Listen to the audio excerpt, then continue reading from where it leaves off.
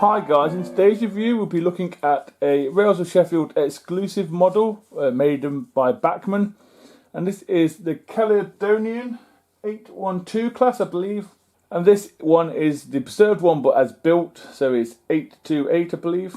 Like I said, this is an exclusive for Rails of Sheffield. It is DCC ready, but you do get a note inside saying they've upgraded the socket from a 21 pin to a next 18 pin.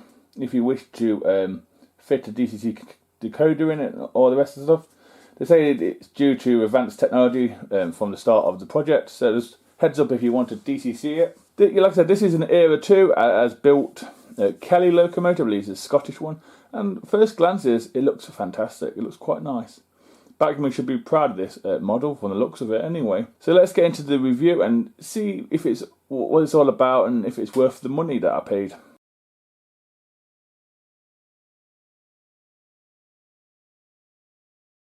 As we start off at the detail bag you get with this locomotive, you do get quite a bit, but it is a small bag if you know what I mean. So you get the doors for the cab by the looks of it. You also get some air pipes or vacuum pipes to add as well. There's also something else in there, I'm not sure what it is. But then you also get the hooks and chain links as well for the front and back of the locomotive. I prefer Bachmann to add them for you, but just my preference. And you also get some lamps in blue, which looks a bit odd. I think you get about 4 or 5 in blue. Should they be in blue? I don't know. Maybe black or white, but that's just what I think. But yeah, it's a great touch. You get them in the bag. Moving on to the front of the locomotive. At the front of the locomotive you do get a small tension lock coupling already applied. You also get some metal sprung buffers, and they are metal and it's okay but a bit pointless in my opinion. The buffer beam and housing themselves are in a maroon sort of colour. And the buffers themselves do have some sort of lining on it, which looks like white, blue and red. And then in the centre we have the number of the locomotive, which is 828 with the CR. And that's in a red background with gold writing. They also have a hole for some detail parts to go on it as well. As we move on up, we don't get any lamp eyes by the looks of it, but what we do get is some sort of valves at the top in gold. We also get the submarine or pre-grouping style smoke box dart, I want to call it, and we also get the hinges that are picked out in silver along with the dart. The handrail at the top again is in silver and it is metal, and then we have the chimney as well. As we move on to the side of the locomotive, there is some differences to the side of the locomotive. The other side of this locomotive does have some sort of pump, I think it's a Westinghouse pump, and that is lined and painted. The pipes are in like a bronze or a gold colour, which is fantastic, highly detailed. As we carry on around this side, we do have a reversing rod, which is a metal, I believe, and it's in silver. It's between the two splashes there as well, and there is a small handrail there too. As we move on to the loco wheel configuration of this locomotive, it is a 060, and it's a pre-grouping locomotive. The wheels themselves are blue, and it is a nice touch. I think they're lined as well. The rods themselves are metal, which is a great touch. We do have some sanding parts and stuff like that. We also have some steps that are lined, one between the driving wheels and one at the cab, which is a great touch. I do like that. And the splashes themselves are lined as well. I think it's white, black and white with a blue background. As we move on to the livery, like I just mentioned, the livery itself is in Caledonian blue, and this is the version as built. And the lining is white, black and white on the boiler, also on the splashes as well. And there's a few washout plugs picked out in silver. And we have a handrail going all the way around, which is metal. As we move on in to have a look between the boiler and the frames or the chassis, we do have some sort of motion in there, which has been picked out in red. Bachmann did that really well. It's a nice touch from Bachmann there. As we move on to the cab side itself does have the number of the locomotive, which is 828. We have some lining as well. We have something that looks like a lamp iron hook there at the top, and we have a small tiny silver handrail at the top as well, and one running up the side of the cab. As we move on to the part most people I think look forward to on a modern day locomotive, and that is the cab detail and the front of the tender. Starting off at cab detail, The cab detail itself is stunning. Bachmann go to a lot of trouble with these sort of locomotives. The cab is pretty open. There is a red line or a red mark on the roof side. I'm not sure if that's correct or someone's messed up at the factory, but doesn't bother me. If you really bother someone, just paint it black. We do have highly detailed stuff in there. Everything's painted. I think the water's gauge has got water in. I think the dials have got numbers on. We have a wood flooring. Everything's painted. Silver, metal, the whole works. And we have a plate that goes between the loco and tender, which does move on the loco side. This locomotive also has a red glow in the firebox as well. For a DCC model or analog model, you still get that, which is great. As we move to the front of the tender, the front of the tender does have a metal small handrail for the fireman to open the water, I believe. That is there. You can just about see it. We also have some buffers as well and some cupboards as well for the fireman. It is detailed. I have heard rumours that it looks a bit toyish, but to me it doesn't. And we also have glazing in the cab. I did forget to mention that.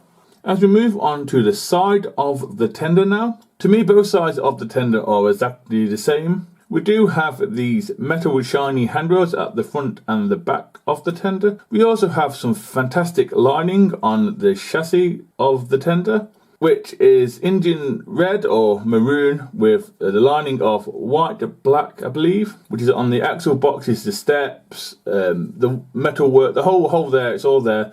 The springs are in black, may I add, but that is fantastic there from Bachmann, and the detail, the livery on this is fantastic. As we get to the tender top, the tender top is in this blue, Caledonian blue I want to call it. We do have the lining, which is white, black, I believe. We also have the Caledonian initials, CR. In the centre of the CR we have the Caledonian crest. Bachmann have gone to a lot of trouble to get this correct, and it is crisply applied and it is very nice.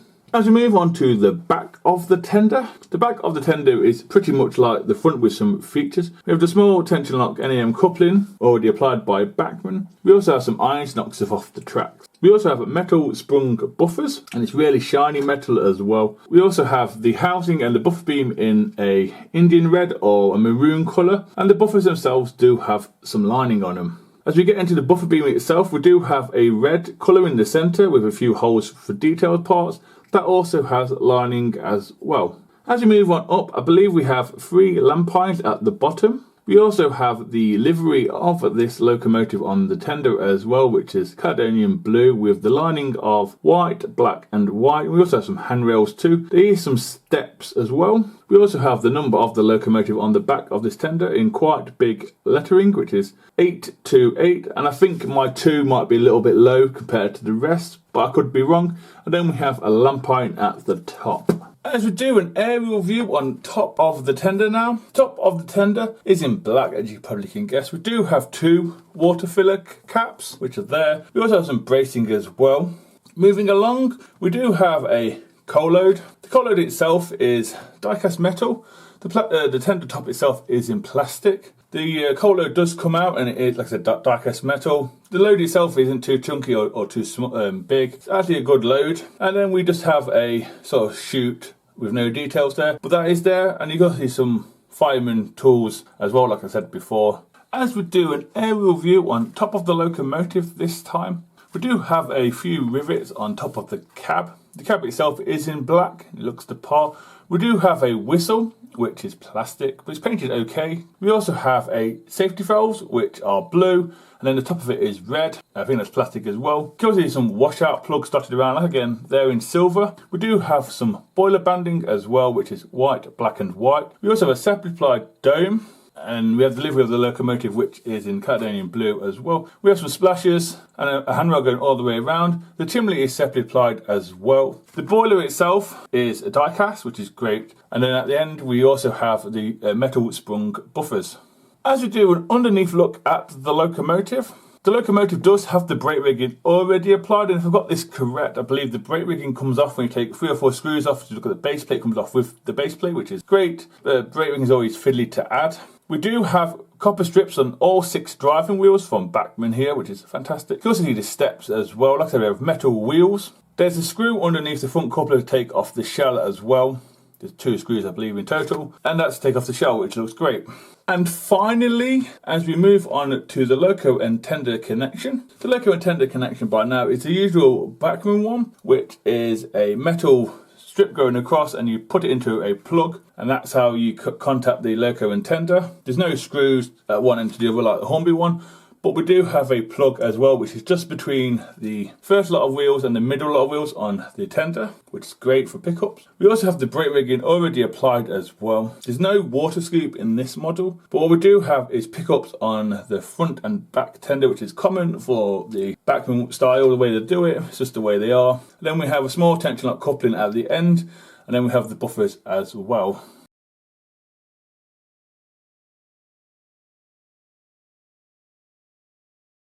So that's it on the tracks, guys. Next will be the usual points test and second rages test. Let's see how this fantastic loco managed it, shall we?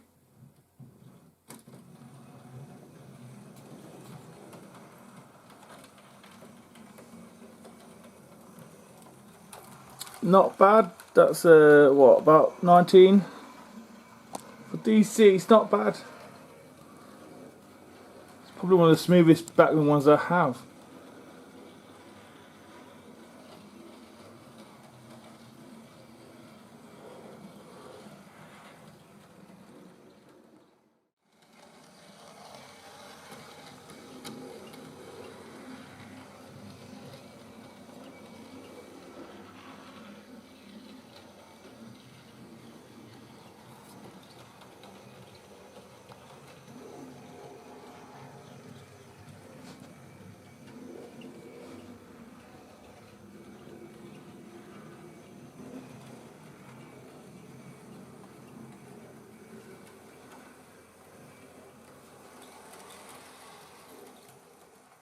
So yeah, we managed that pretty well actually, quite smooth, quite good. So next up will be slow speed, and I'll find it a train. So here goes, shall we? That's not bad if you can see that. It's about 15. That's pretty smooth, quite nice. Give it some more speed, see how I get on. Not bad for a DCC ready locomotive.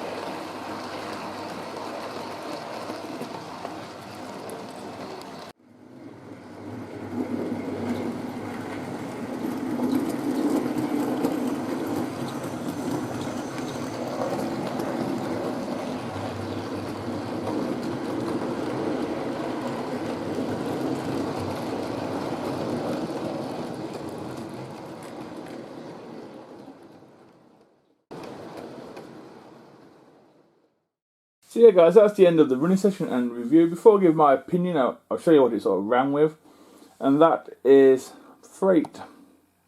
Mixture of all sorts of freight there. Tried to keep it with the LMS theme with some bass stuff and other things. Yeah, the reason I did freight is because that's what they were known for, was good locomotives. It seems a bit of a shame to put such a lovely locomotive on freight, but it's something different. It is what it is. It's my opinion on the locomotive. For me, it was £200 as built and preserved version of £200 from Motor Sheffield. And then they get less and less, like the LMS, and the BR is less and less. It's like, I think 170 is the BR black livery. For me, that's the average price for Bachmann's 060s. The C class was, well, is now £200 in the pre-grouping livery. Even in the Southern black livery, it's £204. This was like £200. For me, it's a little bit expensive for a 060. When you get the likes of Oxford Rail going, well, we can do an 060. Okay, it's a black livery.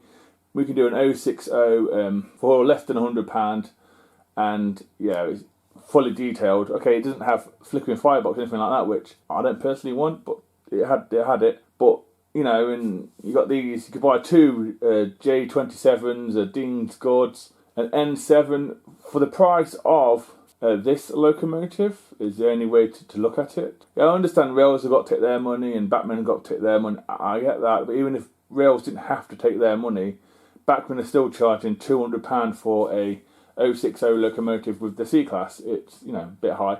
But saying that, I had no issues with the model at all, none whatsoever. No quality controls, no motor issues, nothing. And to be fair, the flickering firebox was a shock, because as I understood it, it didn't have one on analogue. Would I highly recommend these? I would, if you're into that sort of stuff, you know, the LMS, pre-grouping, preserved, and if rails have still got them on sale as well. I had no faults with mine. It's a wonderful runner. I can see why people are saying it's one of Bachmann's best locomotives they've ever done. So anyway guys, that's the end of the review. Sorry if it sounded like a little ramble. I do apologise, just trying to get my opinion across a little bit. So that's the end of the review, and hopefully I will see you in the next one, so please take care.